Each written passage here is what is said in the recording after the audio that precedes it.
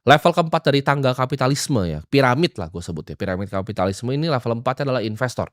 Mereka bukan pembangun sistem lagi, mereka sudah naik kelas, mereka adalah pemilik dari sistem.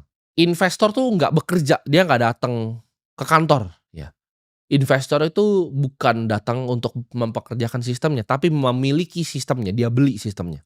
Mereka udah mendapatkan pendapatan pasif dari kepemilikan bisnis, mereka sudah tidak bekerja. Mereka mulai bermain di game modal, ya. Bukan cuma sekedar tukar waktunya lagi, tapi mereka main mulai di pasar modal. Mereka memanfaatkan pasar modal. Mereka ini menguasai seni valuasi dan seni resiko, mereka bisa menimbang mana perusahaan yang bagus, mana perusahaan yang jelek. Mereka bisa langsung melihat lebih cepat dibanding seorang pengusaha, bisnis yang bagus itu apa? Capital structure yang baik itu apa?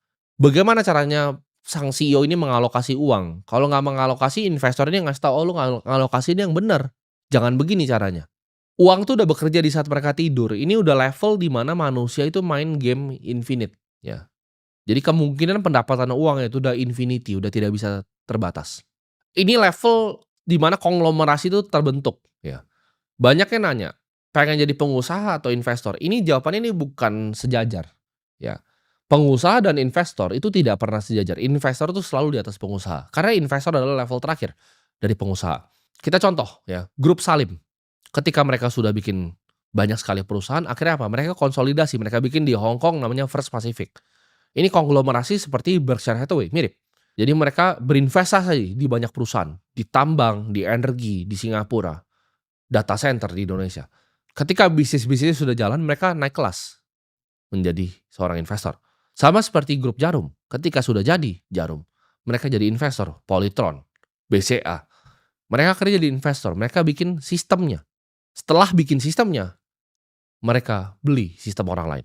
Semua pengusaha hebat itu ketika mereka lulus jadi seorang pengusaha itu menjadi seorang investor. Seperti Sergey Brin yang bikin Google. Dia bikin family office Berkshire Global Management. Seperti Bill Gates, ketika dia bikin Microsoft, uangnya sudah banyak sekali dari situ, dia bikin Cascade Investment. Itu family office, investment firm. Ketika Jeff Bezos selesai bikin Amazon, dia bikin namanya Bezos Expedition.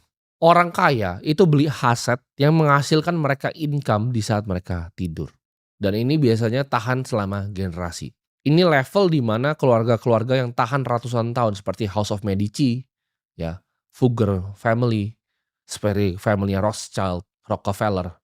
Ini mereka bisa tahan lintas generasi karena mereka adalah seorang investor. Mereka pengusaha dulu, lalu mereka yang naik kelas jadi seorang investor.